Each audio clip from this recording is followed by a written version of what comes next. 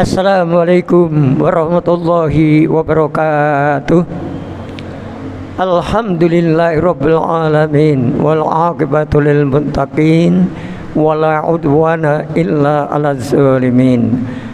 Asyhadu an la ilaha illallah wahdahu la syarikalah wa asyhadu anna Muhammadan abduhu wa rasuluh. Allahumma salli ala Muhammad wa ala alihi wa sahbihi wa man tabi'ahum bi ihsanin ila yaumiddin. Qala Allah ta'ala fil Qur'anil Karim, a'udzu billahi minasy syaithanir rajim, fadhkuruni azkurkum washkuruli wala takfurun. Shadaqallahul azim. Bapak-bapak, ibu-ibu, dan seluruh jamaah sholat duhur yang insyaallah dirahmati dan muliakan Allah SWT, mari kita senantiasa bersyukur kehadiratnya. Alhamdulillah sampai detik ini, siang hari ini, kita masih diberi perpanjangan waktu alias panjang umur. Padahal hakikatnya kalau umur seseorang itu bertambah, itu kita semakin dekat dengan kubur. Oleh karena itu sebelum kita masuk ke ruang kubur, mari umur yang diberikan Allah kepada kita betul-betul kita syukuri. Ingat, kematian itu datang tidak milih orang, tidak muda, tidak tua. Tetapi kalau Allah sedang mendaki, siapapun orangnya, kalau Israel sudah diperintah oleh Allah akan datang. Tetapi kita semuanya ingin umur yang panjang tapi yang berkah. Ibu-ibu, bapak-bapak, jamaah sholat duhur yang berbahagia, kita bersyukur karena siang hari ini dapat melaksanakan kewajiban sholat zuhur tepat awal waktu dan bisa berjamaah. Ini merupakan membuktikan secara nyata tanda bukti kita cinta kepada Allah dan cinta kepada Rasulullah Sallallahu Alaihi Wasallam. Namun saya selalu menyampaikan, sholat lakukan dengan sempurna. Dalam artian habis salam jangan cepat-cepat meninggalkan tempat, biar nanti tidak menyesal.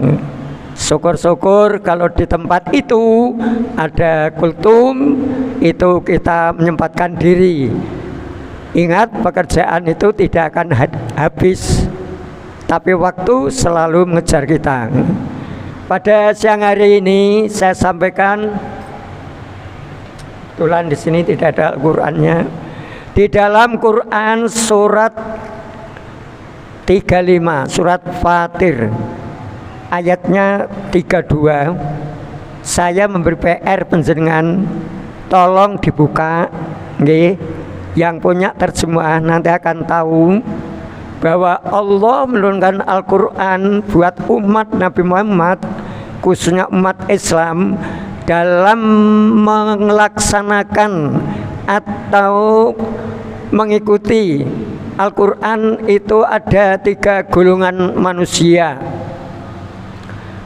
Kalau ayat ini saya baca nanti agak lama, makanya tolong nanti di rumah dicek ulang Quran surat 35, surat Fatir ayat 32, itu menjelaskan bahwa umat Nabi Muhammad atau umat Islam dalam menerima Al-Quran yang namakan itu ada 3 golongan. Pertama itu disebut golongan zalimul li nafsi.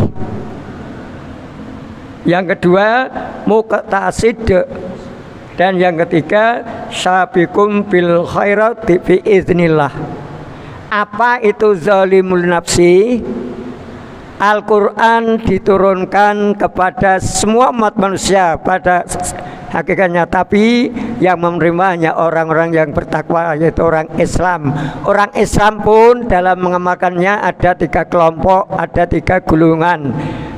Golongan yang pertama tadi zalim linafsi itu adalah orang-orang yang meninggalkan kewajiban Allah, dan juga bukan meninggalkan, melelehkan ibadah yang wajib, kemudian meninggalkan yang sunnah dan melakukan yang haram atau bermaksiat.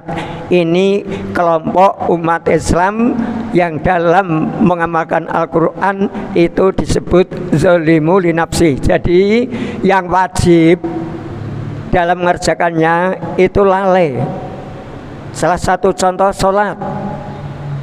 Sholat itu kalau sudah ada suara azan itu mestinya cepat-cepat bergegas untuk melaksanakannya. Tapi kadang-kadang kita kena bisikan setan, nanti kita masih kerja. Kadang-kadang maaf ini seseorang yang kerja bahkan di tempat ibadah mengerjakan pekerjaan di masjid sudah mendengar azan itu pun tidak mau berhenti.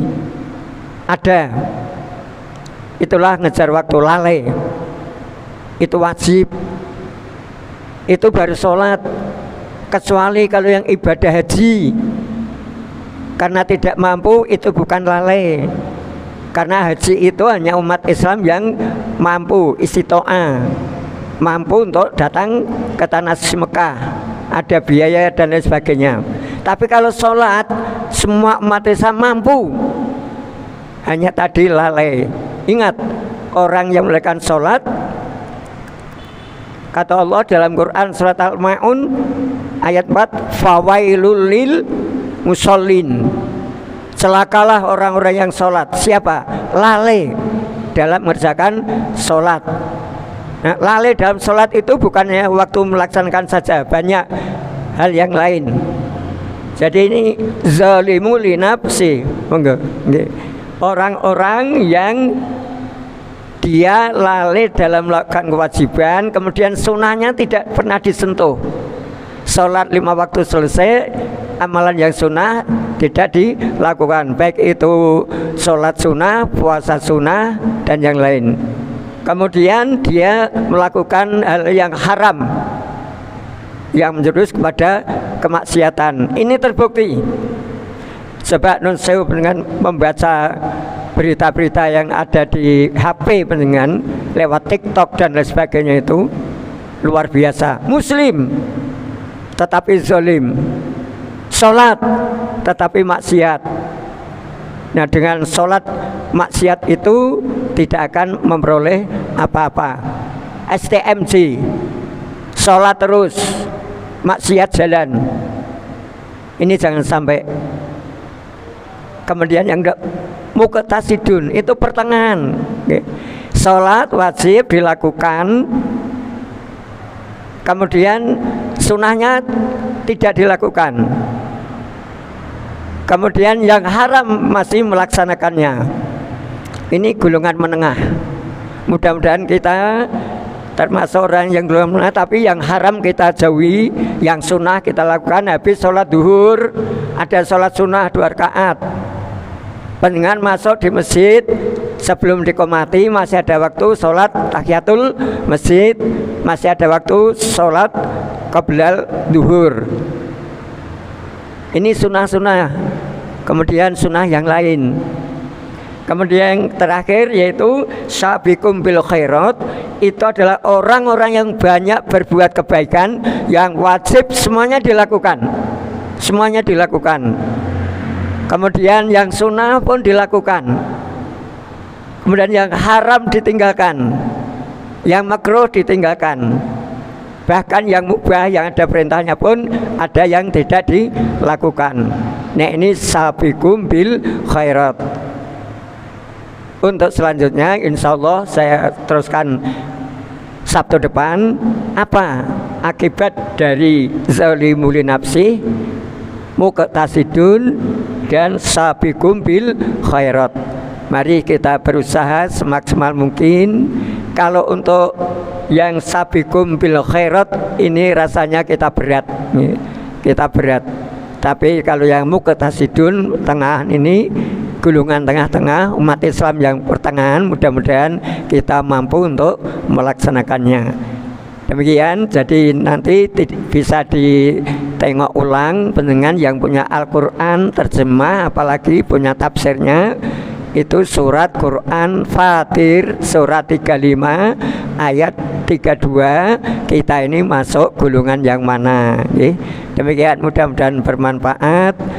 Mari kita tutup dengan doa kafaratul majlis. Subhanakallahumma wa bihamdika asyhadu an la ilaha illa anta astaghfiruka wa atubu ilaik.